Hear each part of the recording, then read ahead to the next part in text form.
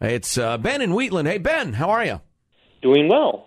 Hey, I wanted to talk about a story that's been going on with Mohamed Morsi, the president of Egypt. Mm-hmm. Yes, sir. He took himself dictatorial powers, and I was starting to think about what that could mean. And I started to think he could start having people searched and their property seized without any judicial review, giving his orders the legitimacy of law with no way to contest them, subsidizing the business interests of his friends. Yeah. He might even make a kill list and start having anyone he wants killed. You're right. The third world is so screwed up. Whatsoever.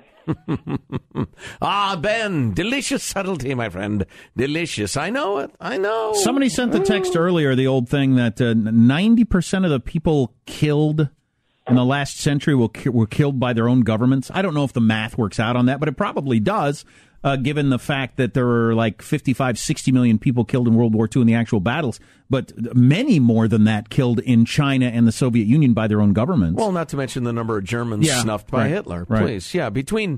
Yeah, sure, Pol Pot, in Cambodia, go on.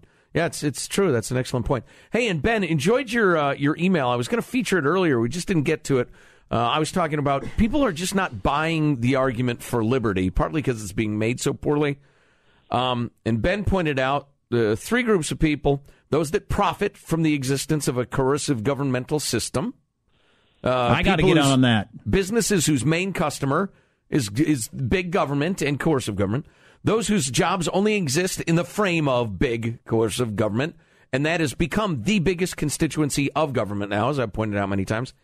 And then, Ben, because you think too much, you also say to accept the philosophy of liberty would be to admit that they've been involved with and supported an immoral system. I think that's a factor, but it's not nearly as big a factor as pure laziness and avarice. Well, no, I've met all these people. I mean, there's lots of reasons why people don't accept it, but those are the three large groups. And there's like a big cognitive dissonance where people just don't want to take the next step to going, oh, yeah, that was a bad idea. Well, the first one on your list was the Democrats, and the second one on your list was the Republicans. So that kind of covers our government, doesn't it? Settles that. Yeah. All right. Hey, Ben, this conversation will continue. Give our best to your pop, eh? Yep. All right. Thanks. More of your calls, 1-866-331-TALK. Coming up next. You're listening to the Armstrong